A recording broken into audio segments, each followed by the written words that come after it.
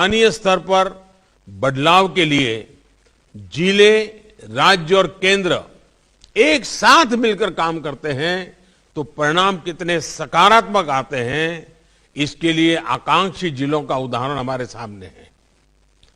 Aspirational district का जो प्रयोग रहा है वो अच्छे परिणाम दे रहा है, लेकिन पिछले कुछ दिनों में कोरोना के कारण जो गति आनी चाहिए तो नहीं आई, लेकिन अब फिर से उस पर हम बल दे सकते हैं। साथियों, कृषि अपार क्षमताओं से भरी है, लेकिन फिर भी कुछ सच्चाइयां हमें स्वीकार करनी होगी। हम कृषि प्रधान देश कहे जाएं, उसके बावजूद भी आज करीब करीब 65-70 हजार करोड़ रुपए का खाद्य तेल हम बाहर से लाते हैं। ये हम बंद कर सकते हैं, हमारे किसानों के खाते में पैसा जा सकता है, ये पैसों का हकदार हमारा किसान है, लेकिन इसके लिए हमारी योजनाएं उस प्रकार से हमें बनानी होगी। हमने पिछले दिनों दालों में प्रयोग किया, उसमें सफलता मिली। अब दालों को बाहर से लाने में खर्चा हमारा काफी कम हुआ है। ऐसी कई चीजें, कई खाद्य चीजें बिना कारण हमारे टेबल पर आज आ जाती है। हमारे देश के किसानों को ऐसी चीजों को उत्पादन में कोई मुश्किल नहीं है, थोड़ा गाइड करने की जरूरत है। और इसलिए ऐसे कई कृषि उत्पाद हैं जो हमारे किसान न सिर्फ देश के लिए पैदा कर सकते हैं बल्कि दुनिया को भी सप्लाई कर सकते हैं। इसके लिए जरूरी है कि सभी राज्य अपनी एग्रो क्लाइमेटिक रीजनल प्लानिंग, उसकी स्ट्रेटेजी बनाएं, उसके हिसाब से किसान को मदद करें। साथियों, बीते वर्षों में कृषि से लेकर पशुपालन और मत्स्य पालन तक एक होलिस्टिक अप्रोच अपनाई गई है। इसका परिणाम है कि कोरोना के दौर में भी देश में कृषि निर्यात में काफी बढ़ोतरी हुई है, लेकिन हमारा पोटेंशियल इससे अनेक गुना ज्यादा है। हमारे प्रोडक्ट्स का वेस्टेज कम से कम हो, इसके लिए स्टोरेज और प्रोसेसिंग पर भी ध्यान देने की जरूरत है, और उसमें इन्वेस्टमेंट के लिए हमें जितने भी पोटेंशियल जहां भी है उसको जोड़ना पड़ेगा। हमें जानते हैं कि भारत साउथ ईस्ट एशिया में रॉ फिश एक्सपोर्ट करता है। जब मैंने प्रारंभ में कहा, वहां वो फिश प्रोसेस करके भारी मुनाफे और प्रोसेस प्रोडक्ट के तौर पर बेची जाती है। क्या हम सीधे प्रोसेस फिश प्रोडक्ट को बड़े पैमाने पर एक्सपोर्ट नहीं कर सकते? हमारे सभी कोस्टल स्टेट खुद अपना इनिशिएटिव लेकर के इस पूरे ग्लोबल मार्केट को ऊपर अपना प्रभाव पैदा नहीं कर सकते हैं?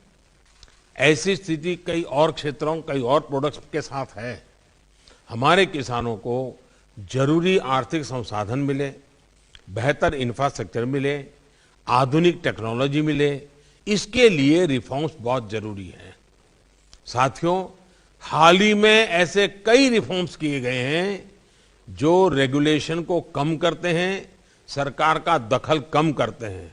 मैंने पिछले दिनों देखा, सरकार के अंदर सामान्य व्यक्ति को कंप्लायंस, हजारों ऐसे कंप्लायंस हैं जिसको हम निकाल सकते हैं। जैसे पिछले दिनों हमने 1500 कानून खत्म किए।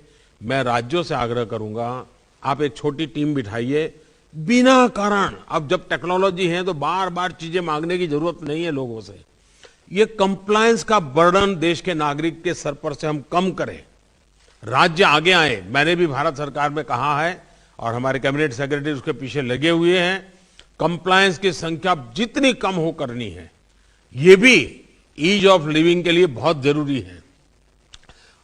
उसी प्रकार से साथियों, युवाओं को अपना सामर्थ्य खुलकर दिखाने का भी हमें मौका देना होगा। कुछ महीना पहले ही आपने देखा होगा कुछ महत्वपूर्ण निर्णय किए गए, उसकी चर्चा बहुत ज्यादा नहीं होती है लेकिन इसका परिणाम बहुत बड़ा होता है। ओएसपी रेगुलेशंस को रिफॉर्म किया गया था।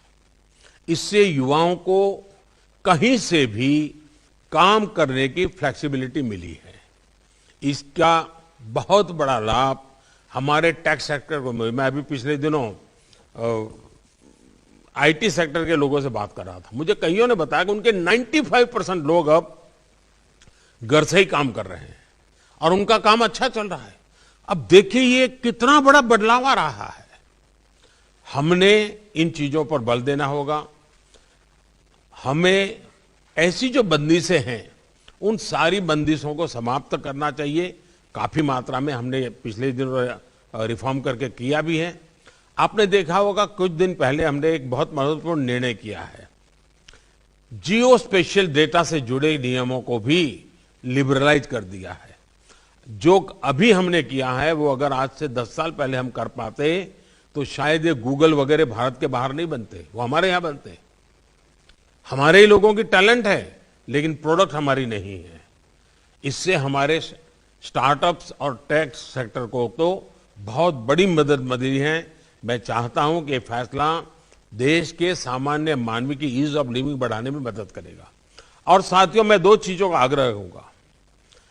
आज विश्व में हमें एक अवसर प्राप्त हुआ है।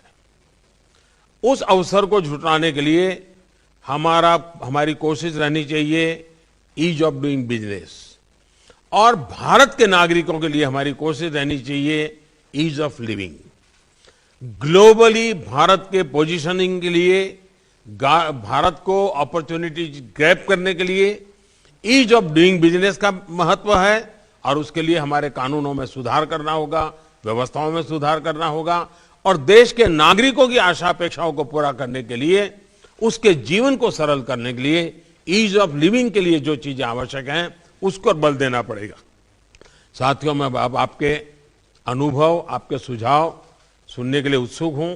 आज हम दिन भर बैठने वाले हैं, बीच में एक थोड़ा समय हम ब्रेक लेंगे, लेकिन हम सारे विषयों की बातचीत करेंगे। मुझे विश्वास है कि हमेशा की तरह इस बार भी आप सभी की तरफ से रचनात्मक और सकारात्मक विचार आप देश को आगे ले जाने में बहुत काम आएंगे, और हम सब मिलकर के, केंद्र और राज्य, हम एक देश के रूप में एक ही दिशा में जितनी शक्ति लगा सकते हैं, लगी शक्ति लगा करके विश्व में एक अभूतपूर्व अवसर भारत के लिए पैदा हुआ।